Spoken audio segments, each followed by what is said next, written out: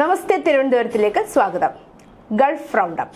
വിമാനത്തിൽ നൽകുന്ന ഇന്റർനെറ്റ് സേവനത്തിൽ ഒന്നാമതെത്തി ഖത്തർ എയർവേസ്. കണക്ടിവിറ്റി ഇന്റലിജൻസ് സ്ഥാപനമായ ഊക്ലയുടെ ഇന്റർനെറ്റ് സ്പീഡ് റിപ്പോർട്ടിലാണ് ഖത്തർ എയർവേസ് മുന്നിലെത്തിയത്. സ്റ്റാർലിങ്ക് ഇന്റർനെറ്റാണ് ഖത്തർ എയർവേസ് പ്രയോജനപ്പെടുത്തുന്നത്. സൗദി അറേബ്യയിലെ ഹഫർ അൽ ബാത്തിൽ ടാങ്കർ ലോറിയുടെ ടയർ നന്നാക്കുന്നതിനിടെ വാഹനം ദേഹത്ത് പതിച്ച് തമിഴ്നാട് നാമക്കൽ സ്വദേശിയായ പ്രവാസി തൊഴിലാളി സുന്ദരം രാമസ്വാമി മരിച്ചു.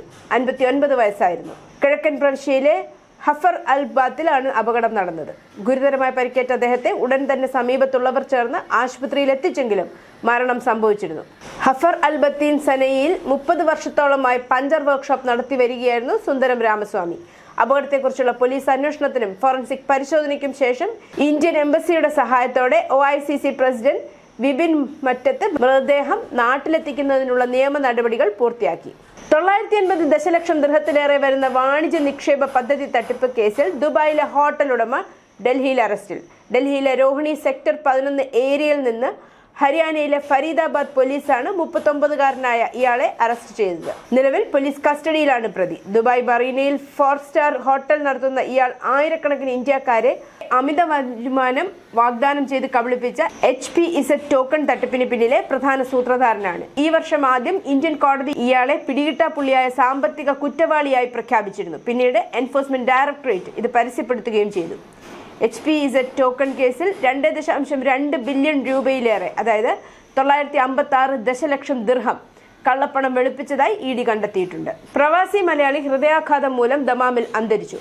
പെരിന്തൽമണ്ണ കുന്നപ്പള്ളി സ്വദേശിയായ വെട്ടിക്കാലിൽ ഹമീദാണ് മരിച്ചത്. 56 വയസ്സായിരുന്നു. 2.5 പതിറ്റാണ്ടിലേറെയായി പ്രവാസിയായ ഹമീദ് ദമാം പാരഡൈസ് ഹോട്ടലിലെ ജീവനക്കാരനായിരുന്നു. ഭാര്യ ഫാത്തിമ നിയമ നടപടികൾ പൂർത്തിയാക്കുന്നതിന് Al Khobar KMMCC welfare wing chairman Hussain Hamza നിലമ്പൂരിന്റെ നേതൃത്വത്തിൽ ശ്രമങ്ങൾ പുരോഗമിക്കുകയാണ്.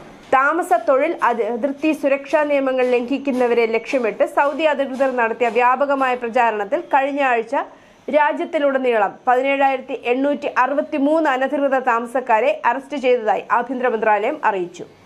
ജൂൺ 26-നും ജൂലൈ 2-നും ഇടയിൽ നടത്തിയ ഏകോപിത പരിശോധനകളിൽ വിവിധ സർക്കാർ ഏജൻസികളുമായി ചേർന്ന് സുരക്ഷാ സേനയും പങ്കെടുത്തു. കുടിശ്ശികയുള്ള സ്കൂൾ ഫീസ് തീർക്കുന്നതുവരെ പരീക്ഷാ സർട്ടിഫിക്കറ്റുകൾ തടഞ്ഞുവെക്കാനും ട്രാൻസ്ഫർ സർട്ടിഫിക്കറ്റുകൾ നൽകാനും വിദ്യാർത്ഥി വിവര സംവിധാനത്തിലെ ESIS ട്രാൻസ്ഫറുകൾ നിയന്ത്രിക്കാനും വിദ്യാർത്ഥികളുടെ പുനഃപ്രവേശനം താൽക്കാലികമായി നിർത്തിവെക്കാനും സ്കൂളുകൾക്ക് അനുമതിയുണ്ടെന്ന് അബുദാബി വിദ്യാഭ്യാസ വിജ്ഞാപന വകുപ്പ് സ്ഥിരീകരിച്ചു. ഇടുക്കി അസോസിയേഷൻ കുവൈറ്റ് ഓണാഘോഷ പരിപാടികൾക്ക് തുടക്കം കുറിച്ചു. ഒന്നിച്ചൊണ്ണാം തിരുവോണം ഇടുക്കിയോടൊപ്പം എന്ന പേരിൽ സംഘടിപ്പിക്കുന്ന ഓണാഘോഷം സെപ്റ്റംബർ 5-ന് തിരുവോണ ദിനത്തിൽ സാൽമിയയിലെ സുമൃദ്ധ്യ പാലസ് ഹാളിൽ വെച്ച് നടക്കും. ഓണാഘോഷങ്ങളുടെ ഔപചാരിക തുടക്കം കുറിച്ച് Joy Alukkas jewellery Kuwait country head Shibin Das flyer പ്രകാശനം നിർവഹിക്കുകയും ഓണം കൺവീനർ ഷിജു ബാബുവിന് കൈമാറുകയും ചെയ്തു. Kerala social centre Jimmy George memorial international volleyball ടൂർണമെന്റിന്റെ ഭാഗമായി വോളിബോൾ താരങ്ങൾക്ക് നൽകി വരുന്ന ഈ വർഷത്തെ ലൈഫ് അച്ചീവ്മെന്റ് അവാർഡ് അന്താരാഷ്ട്ര വോളിബോൾ താരവും മുൻ ഇന്ത്യൻ ക്യാപ്റ്റനുമായ SA മധുവിന് സമ്മാനിക്കുമെന്ന് ഭാരവാഹികൾ അറിയിച്ചു. 50,001 രൂപയും പ്രശസ്തി പത്രവുമാണ് ലഭിക്കുക.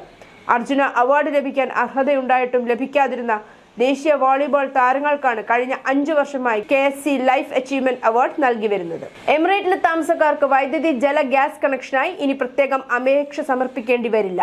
താമസക്കാർ വാടക കരാറിൽ രജിസ്റ്റർ ചെയ്യുന്നതോടെ ഈ 3 സൗകര്യങ്ങളും നേരിട്ട് ലഭിക്കാനുള്ള പുതിയ സംയുക്ത സംരംഭം പ്രഖ്യാപിച്ച് Sharjah electricity water and gas അതോറിറ്റിയും ഷാർജ മുനിസിപ്പാലിറ്റിയും. ക്രിപ്റ്റോ കറൻസി നിക്ഷേപകർക്ക് ഗോൾഡൻ വിസ അനുവദിക്കില്ലെന്ന് UAEയുടെ സാമ്പത്തിക സെക്യൂരിറ്റീസ് മേഖലകളെ നിയന്ത്രിക്കുന്നതിനുള്ള അന്താരാഷ്ട്ര തലത്തിൽ അംഗീകരിക്കപ്പെട്ട മാനദണ്ഡങ്ങളോടുള്ള പ്രതിബദ്ധത സെക്യൂരിറ്റീസ് ആൻഡ് കമ്മോഡിറ്റീസ് അതോറിറ്റി ആവർത്തിച്ചു. ഡിജിറ്റൽ കറൻസികളിലെ നിക്ഷേപം സ്ഥാപിതമായ നിയമ ചട്ടക്കൂടുകളാൽ നിയന്ത്രിക്കപ്പെടുന്നുവെന്നും ഗോൾഡൻ വിസ യോഗ്യതയുമായി അത് ബന്ധപ്പെട്ടിട്ടില്ലെന്നും SCA ഊന്നി പറഞ്ഞു. ന്യൂസ് ഡെസ്ക് നമസ്തേ തിരുവനന്തപുരം.